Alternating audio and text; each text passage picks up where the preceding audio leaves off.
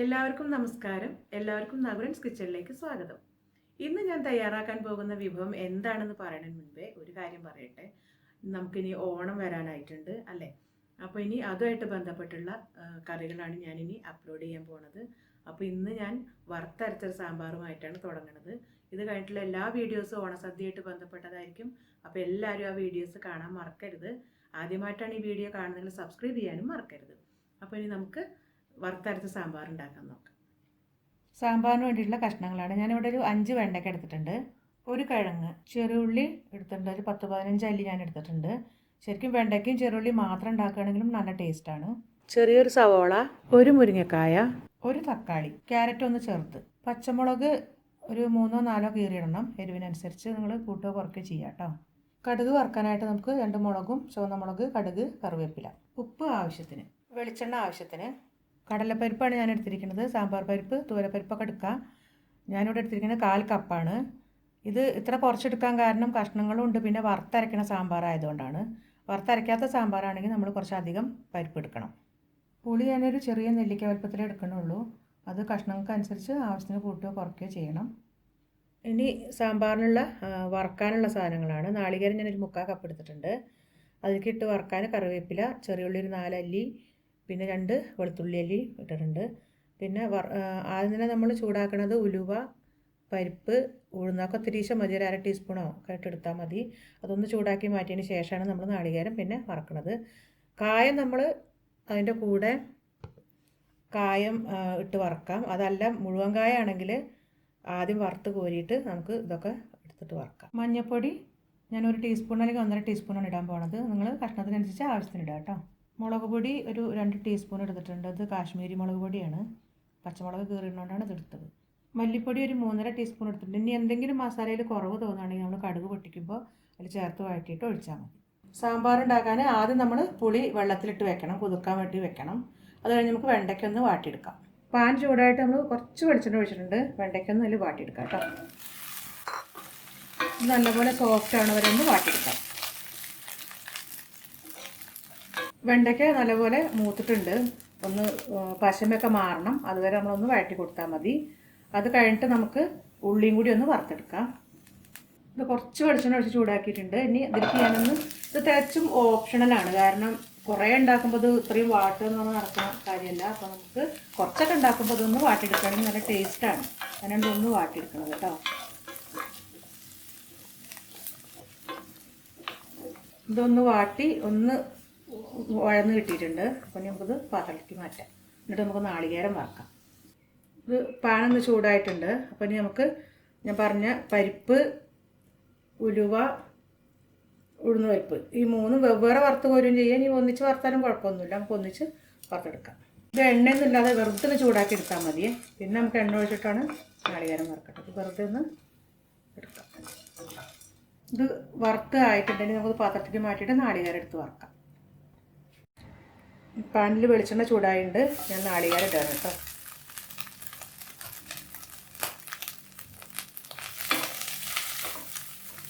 കായം വലിയ മറ്റേ മുഴുവൻ കായാണെങ്കിൽ നമുക്ക് ആദ്യം ഇതുപോലെ എണ്ണയിൽ നിന്ന് വറുത്ത് കോരിയെടുക്കാം. അത് കഴിഞ്ഞിട്ട് ഇത് ഇട്ടാലും മതി. ഉള്ളി, വെളുത്തുള്ളി, കറിവേപ്പിലൊക്കെ ഇട്ടിട്ട് ചെറുതയിലേക്ക് നമുക്കൊന്ന് വറുത്തെടുക്കാം. അവസാനം മല്ലിപ്പൊടി, മഞ്ഞൾപ്പൊടിയൊക്കെ ചേർക്കാം. ഇത് ഒരു ഇളം ബ്രൗൺ നിറാവുന്നവരെ നമുക്ക് വറക്കാം. നമ്മൾ വറക്കുമ്പോൾ തീയലിനായാലും സാമ്പാറിനൊക്കെ ആയാലും ചെറുതീരിട്ട് വറക്കണം.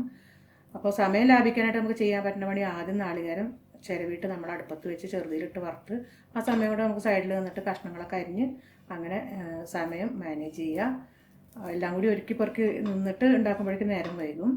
അപ്പോൾ നമുക്ക് ഈ വറക്കണ നേരം കൊണ്ട് അതൊക്കെ ചെയ്യാം. പുളി ഒന്ന് വെള്ളത്തിലിട്ട് വെച്ചാൽ മതി ആദ്യം, പിന്നെ അതുപോലെ കടലപ്പരിപ്പ് ഒന്ന് വെള്ളത്തിലിട്ട് വെച്ചാൽ മതി. അപ്പോൾ അങ്ങനെ ചെയ്യാം. ഇനി ഇതിങ്ങനെ ചെറുതായിട്ടൊന്ന് വറുത്തെടുക്കാം. ഇത് ഇളം ബ്രൗൺ നിറമായിട്ടുണ്ട്. അപ്പോൾ കുറച്ച് മഞ്ഞൾപ്പൊടി ഞാൻ ചേർക്കണം. ഈ നാളികേരത്തിന് ഒരു നിറം കിട്ടാനാണ്. ബാക്കി നമ്മൾ കഷ്ണത്തിലിടുന്നുണ്ട്, അപ്പോൾ കുഴപ്പമില്ല. ഇനി ഇതൊന്ന് വാട്ടി കൊടുത്തിട്ട് നമുക്ക് പറഞ്ഞ അളവിലേക്കുള്ള മല്ലിപ്പൊടി എടുക്കാം കേട്ടോ.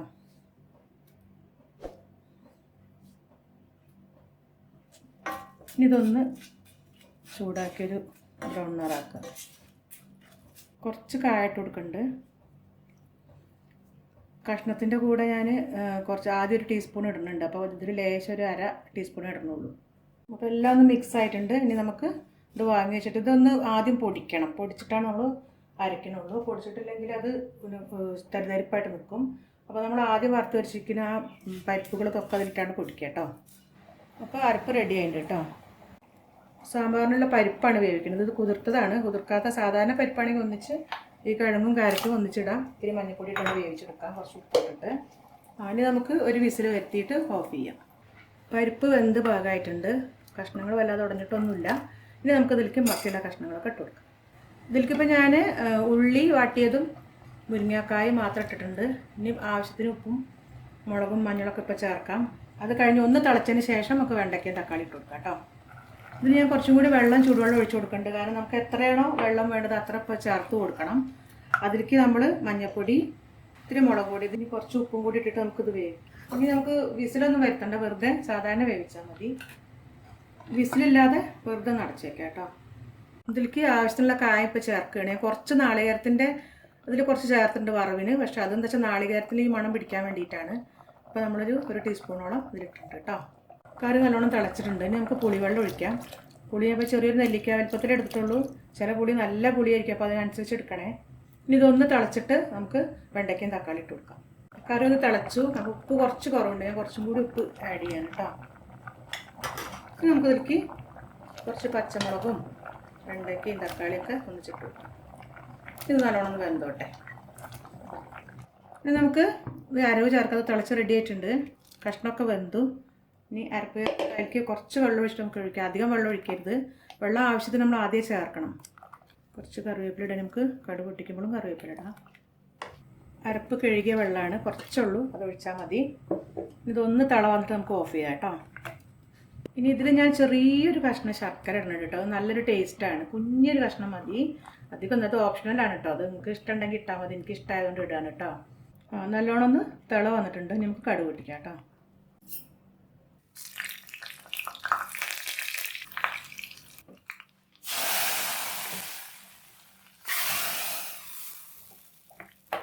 ഇനി ഈ സമയത്ത് മസാലകൾ എന്തെങ്കിലും കുറവ് അല്ലെങ്കിൽ കായമൊക്കെ കുറവാണെങ്കിൽ ഇതിൽ ഈ എണ്ണയിൽ വാട്ടിയിടാം.